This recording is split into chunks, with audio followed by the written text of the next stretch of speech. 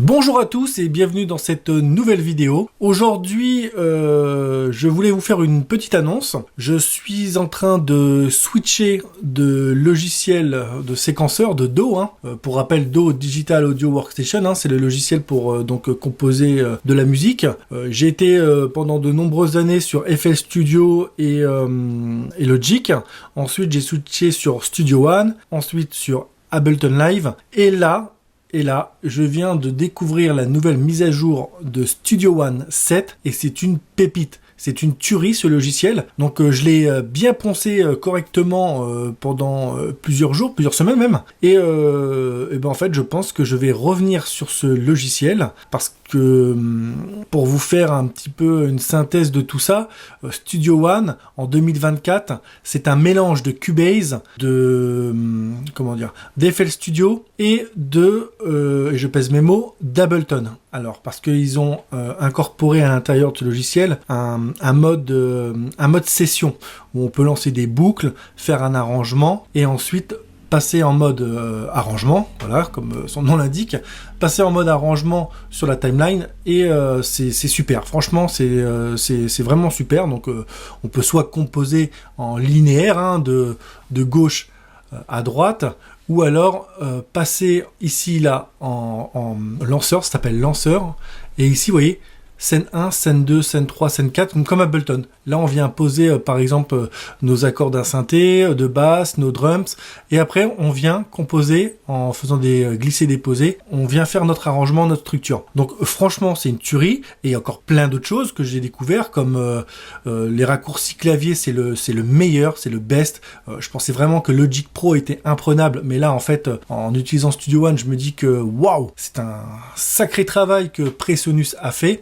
Enfin bref, je vais pas vous spoiler parce qu'en fait, je me suis aperçu que sur Internet, il y avait très peu de contenu francophone sur ce logiciel et c'est bien dommage. Donc, vu que je switch sur Studio One, les prochaines vidéos, les prochains tutos seront faits avec Studio One. Donc désolé pour ceux qui sont sur Ableton, mais bon, les nombreuses vidéos qu'on peut trouver sur YouTube, voilà, je suis pas indispensable.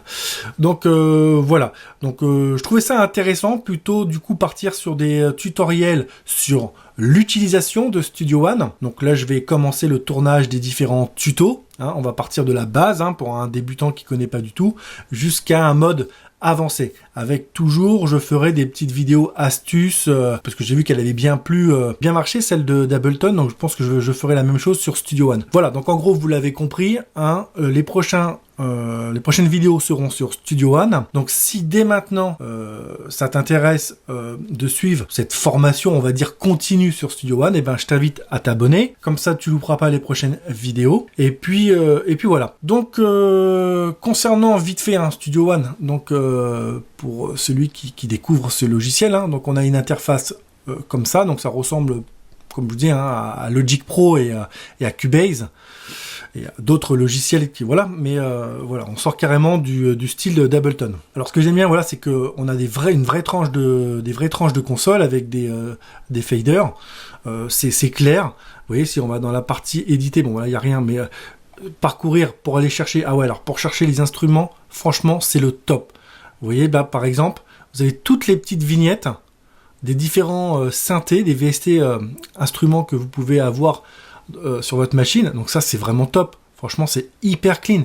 Vous voyez, si je vais sur Native Instruments, hop, j'ai les petites vignettes comme ça. Puis pareil pour les effets, c'est exactement pareil.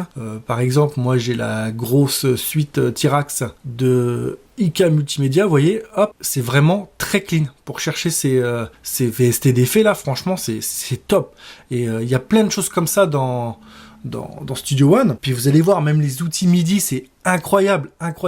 Là en haut, c'est une barre de super raccourcis, ce qu'ils appellent des macros. Et franchement, c'est génial. Vous voyez, par exemple, je veux insérer une piste MIDI avec un VST instrument. Je vais sur mes synthés.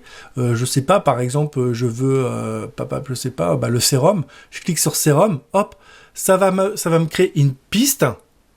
Déjà prêt à signer dans mon mixeur, et ça m'ouvre la fenêtre pour choisir après mes presets ou faire mes sons. Donc c'est vraiment topissime. Pour ce qui est des contrôleurs MIDI, c'est pas trop mal.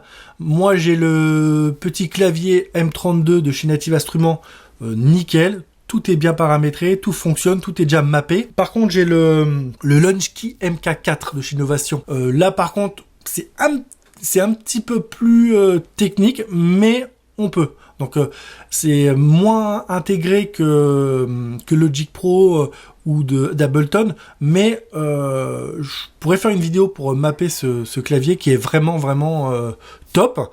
Et avec Studio One, j'ai réussi à le faire fonctionner correctement. Donc ça fera l'objet d'une vidéo un peu plus tard. Donc voilà, bon, je vais pas faire une vidéo tuto sur Studio One, je vais en faire plusieurs sur cette chaîne. Donc voilà, je me répète, si ça t'intéresse, je pense que, non c'est pas que je pense, c'est que c'est sûr, je vais faire des vidéos tutoriels sur ce Do, pardon. Donc voilà. Je suis vraiment enthousiaste de commencer ces vidéos parce que c'est vraiment un logiciel vraiment...